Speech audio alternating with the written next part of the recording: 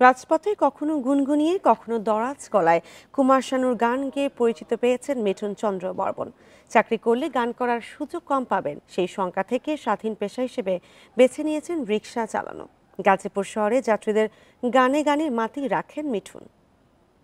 Bundle থাকলে প্রতি সেনমানিতে টাকা বাঁচবে। বিকাশ সেনমানি বান্ডেল কিনে জিতুন প্রতি লেনদেনে।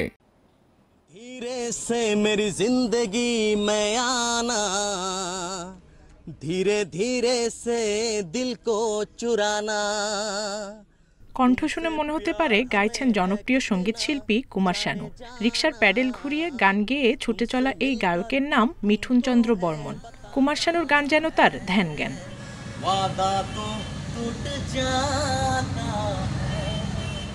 গাজীপুর শহরের চেনামুখ মিঠুন। পথচারী থেকে শুরু করে যাত্রী সবাই মুগ্ধ তার গানে। এই রিকশায় উঠতে পেরে খুশি হন সবাই, গান শুনে করেন প্রশংসা।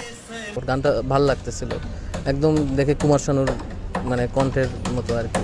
আমার এলাকায় উনি রিক্সা চালায়, ওনার দেখলে যদি কোথাও নাও যাই উঠবো, উঠিয়ে বলবো যে আমি গান শোনার জন্য রিক্সায় উঠবো আমরা। গানের সুরে মুগ্ধ হয়ে স্থানীয়রা তাকে নাম দিয়েছেন জুনিয়র কুমার শানু। মিঠুনের আশা অন্তত একবার হলেও জনপ্রিয় এই সঙ্গীত শিল্পীকে সরাসরি গান শোনাবেন।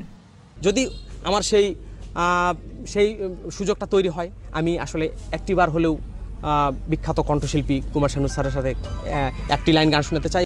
ছোটবেলা থেকেই গানের প্রতি ভালোবাসা, সেজন্য ছেড়েছেন নওগাঁর মহাদেবপুরের বাড়ি। তবে ছাড়েননি পড়াশোনা।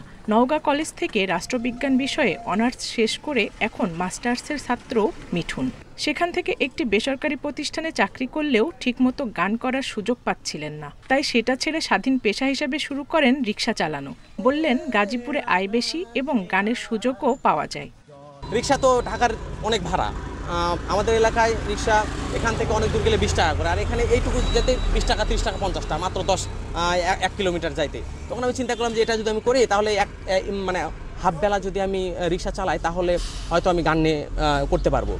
কুমার শানুর গান গেয়ে পরিচিত হলেও নিজস্ব গায়কি দিয়ে প্রতিষ্ঠা পেতে চান মিঠুন। मैंने भी अपना दिल ये जा तेरे नाम कर दिया। Independent news.